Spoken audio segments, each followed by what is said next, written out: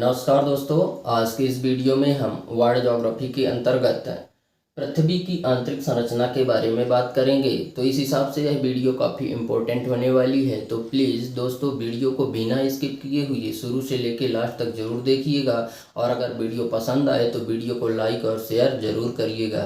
तो चलिए दोस्तों, बिना किसी देरी के वीडियो स्टार्ट करते हैं, जिसमें हम देखते हैं कि जो पृथ्वी की ऊपरी परत है दोस्तों, भूपर्पटी, वहाँ पे जितनी भी सारी हमको स्थलाकृतियाँ देखने को मिलती हैं, जैसे पर्वत, पठार, मैदान, इन सारी चीज़ों का जो निर्माण हुआ है दोस्तों, वो पृथ्वी की आंतरिक संरचना के द्वारा ही हुआ है। इसीलिए पृथ्वी की आंतरिक संरचना को समझने के लिए पृथ्वी को समझना बहुत ज़रूरी है दोस्तों। जैसे हम मान लेते हैं कि हमारी ये एक यह है पृथ्वी है, ठीक है, इसमें ये परतें दिखाई गई हैं दोस्तों, और हमारी जो ये है, ये दोस्तों ये त्रिज्या है, यहाँ से यहाँ तक जो है तो त्रिज्या है। चाहे हम इधर से यहाँ आएँ, चाहे इधर से इधर जाएँ, चाहे इधर से इधर, ये त्रिज्या कहलाती है, ठीक है। तो त्रिज्या हमारी कितनी है? 6378 किलोमीटर जो है तो हमारी पृथ्वी की त्रिज्या है, ठीक है।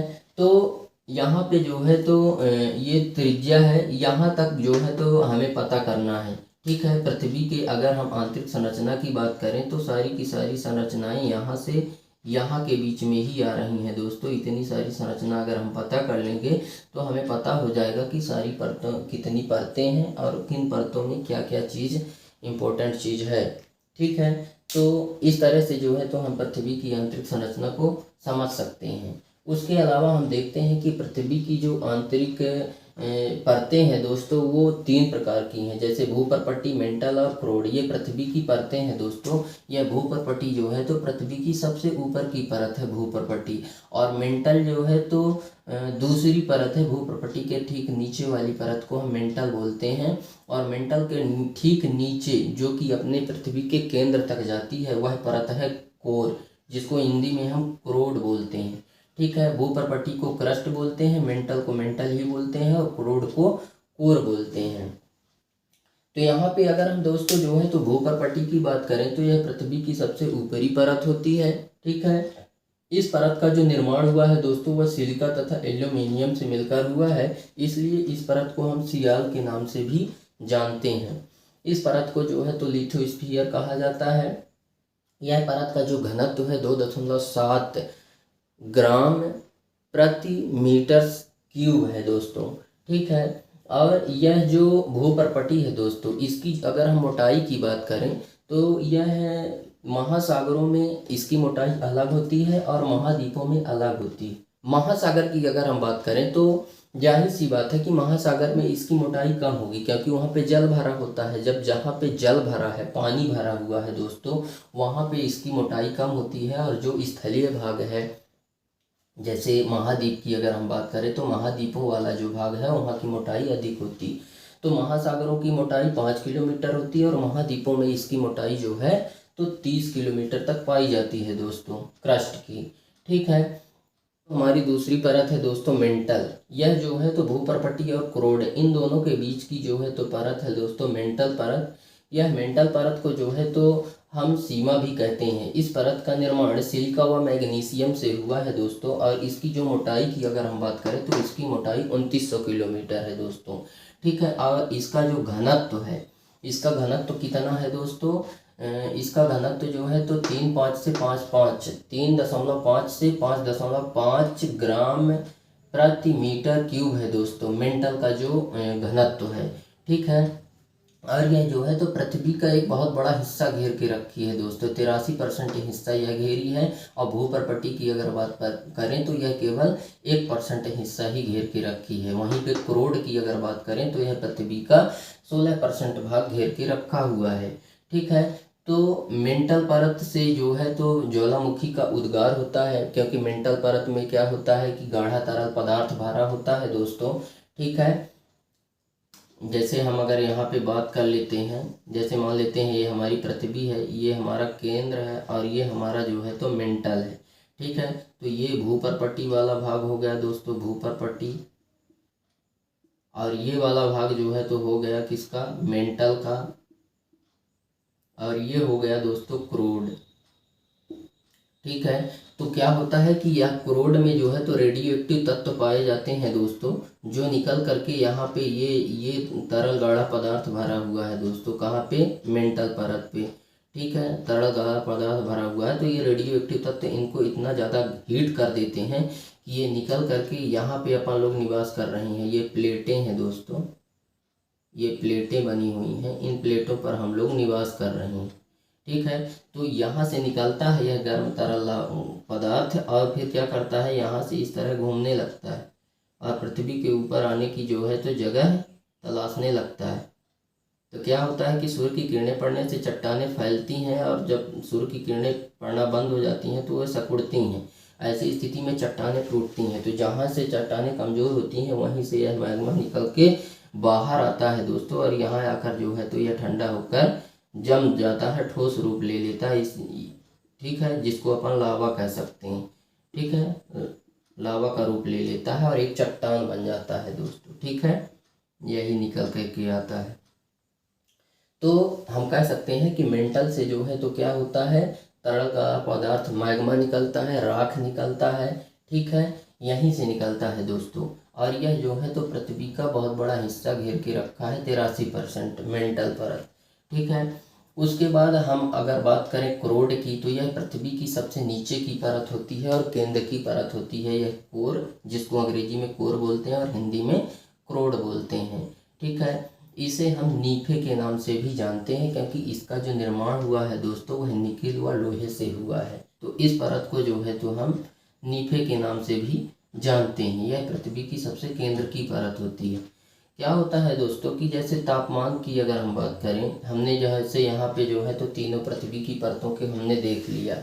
उसके बाद अगर हम बात करें कि पृथ्वी की यांत्रिक संरचना के स्रोत क्या हैं, तो दोस्तों उसमें दो स्रोत हैं, प्रत्यक्ष स्रोत और अप्रत्यक्ष स्रोत। दोस्तों क्या हुआ था कि शुरू में जो है तो वैज्ञानिकों ने पृथ्वी के जो है तो केंद्र तक पृथ्वी की यांत्रिक संरचना का पता लगाने के लिए उन्होंने एक योजना बनाई थी कि पृथ्वी को खोद करके वहां तक चलते हैं और पता लगा के आते हैं। उन्होंने क्या किया था कि आर्कटिक महासागर का जो कोल क्षेत्र है दोस्तों, वहां पे जो है तो उन्होंने खुदाई शुरू कर दी थी और केवल 12 किलोमीटर तक उन्होंने खुदाई कर पाई थी। उसके बाद खुदाई नहीं कर पाई। काहे कि क्या होता है कि जैसे हमने अभी बताया कि पृथ्वी का जो मेंटल परत है वहाँ पे तरल गाढ़ा पदार्थ होता है जो कि रेडियोएक्टिव तत्वों के कारण काफ़ी गर्म होता है। तो 12 किलोमीटर के बाद वहाँ पे इतना ज़्यादा गर्मी हो रही थी, गर्म था वो पृथ्वी की, जिसकी वजह से वो खोद नहीं पाए पृथ्वी को और वहाँ पे आंतरिक संरचना के बारे में पता लगाने में वह असमर्थ रहे। तब उन्होंने यह कहा कि अब पृथ्वी का आंतरिक संरचना के बारे में हम कैसे पता लगाएं। तो उन्होंने यह कहा कि केवल प्रत्यक्ष और अप्रत्यक्ष दो स्रोत हैं जिनके माध्यम से पृथ्वी का पता लगाया जा सकता है। प्रत्यक्ष स्रोत में जैसे कि आपको यहाँ से यहाँ तक खोद के ही जाना पड़ेगा, तब जाके आपको प्रत्यक्ष स्रोत मिलेंगे। अप्रत्यक्ष स्रोत की अगर हम बात करें तो उसमें तापमान, घनत्व और दबाव के माध्यम से हम पता लगा पाएंगे कि पृथ्वी का आंतरिक संरचना कैसे है, ठीक है। यहाँ पे ज्वालामुखी देख लेते हैं, यह भी जो है तो प्रत्यक्ष स्रोत है जो कि पृथ्वी की आंतरिक संरचना में बहुत महत्वपूर्ण योगदान देता है जानकारी में। ज्वालामुखी उद्गार होता है मेंटल परत से, जो कि 60 किलोमीटर तक ही जो है तो जानकारी मिल पाती है। पृथ्वी के नीचे की 60 किलोमीटर की जानकारी ज्वालामुखी उद्गार से मिल पाती है। भूकंपी तरंगे भी जो है तो पृथ्वी के अंदर से ही निकलती हैं। इनसे भी जो है तो भूकंप की जो तरंगे हैं, प्राथमिक, द्वितीयक और तृतीयक यल तरंगे जो है दोस्तों, उससे भी जो है तो हमें पृथ्वी की आंतरिक संरचना के बारे में जानकारी मिलती है। प्रत्यक्ष स्रोत, अप्रत्यक्ष स्रोत की अगर हम बात करें दोस्तों तो तापमान, घनत्व और दबाव। दोस्तों क्या होता है कि तापमान, घनत्व और दबाव ये तीनों जो है तो एक निश्चित सीमा तक ही जो है तो होते हैं, उसके बाद जो है तो इनका ये कम हो जाते हैं, ठीक है। ऐसा नहीं है कि जैसे जैसे घनत्व बढ़ेगा तापमान बढ़ता जाएगा, दबाव बढ़ेगा तो घनत्व बढ़ता जाएगा, ऐसा नहीं। ये तीनों केवल एक निश्चित सीमा तक जाते हैं। जैसे अगर हम बात करें तापमान की तो प्रति 32 मीटर नीचे जाने पर, पृथ्वी के प्रति 32 मीटर नीचे जाने पर जो है तो 1 डिग्री सेंटीग्रेड तापमान बढ़ता है, ठीक है। और 100 अगर हम किलोमीटर की बात करें तो प्रति 100 किलोमीटर तक जब हम 1 किलोमीटर की अगर बात करें तो 100 किलोमीटर तक जब हम जाएंगे तो 1 किलोमीटर में जो है तो 12 डिग्री सेंटीग्रेड तापमान बढ़ता है। अगर हम 100 से 300 के बीच की बात करें तो वहाँ पे जो है तो 2 डिग्री सेंटीग्रेड तापमान कम रहा है ना, पहले 12 था अब 2 डिग्री में आ गया।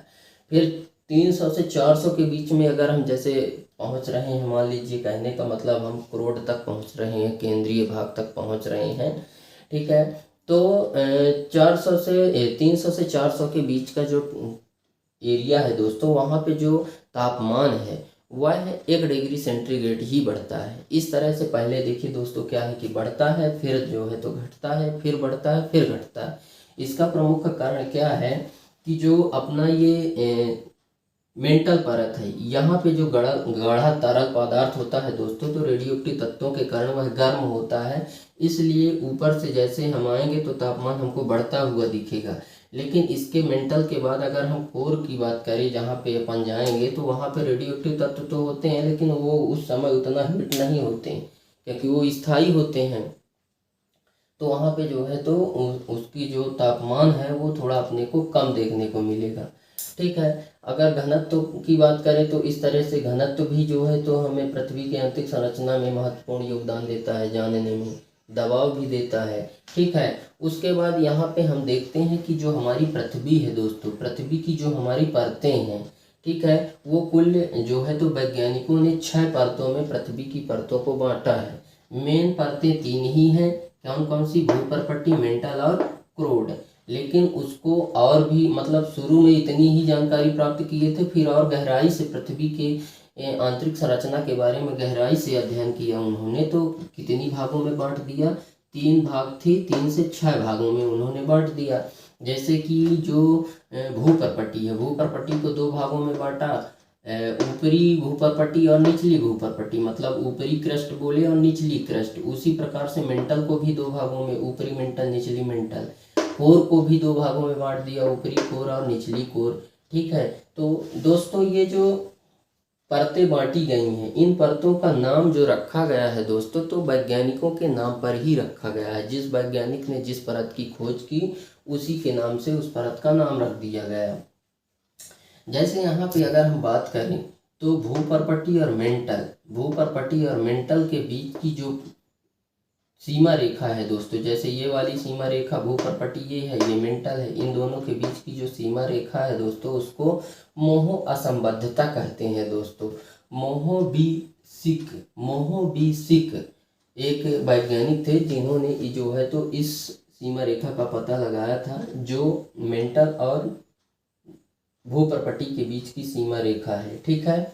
उसके बाद जो है तो मेंटल और क्रोड, इन दोनों के बीच की जो सीमा रेखा है दोस्तों, उसे गुटेनबर्ग असंबद्धता के नाम से जाना जाता है। गुटेनबर्ग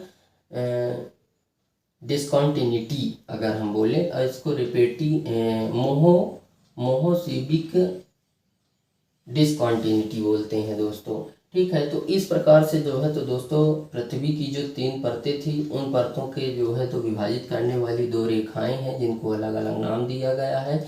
जैसे भूपर्पट्टी और मेंटल के बीच की परत को, बीच की जो सीमा रेखा है उसे मोहो असंबद्धता, और मेंटल और क्रोड के बीच की जो सीमा रेखा है उसे गुटेनबर्ग असंबद्धता कहते हैं, ठीक है। अब देख लेते हैं कि जो ऊपरी क्रस्ट है और निचली क्रस्ट, इन दो मतलब जो भूपर्पट्टी है इसको 2 भागों में बांटा गया ऊपरी क्रस्ट और निचली क्रस्ट। तो 2 भागों में जो सीमा रेखा विभाजित की है उसे कोनराड असंबद्धता कहते हैं।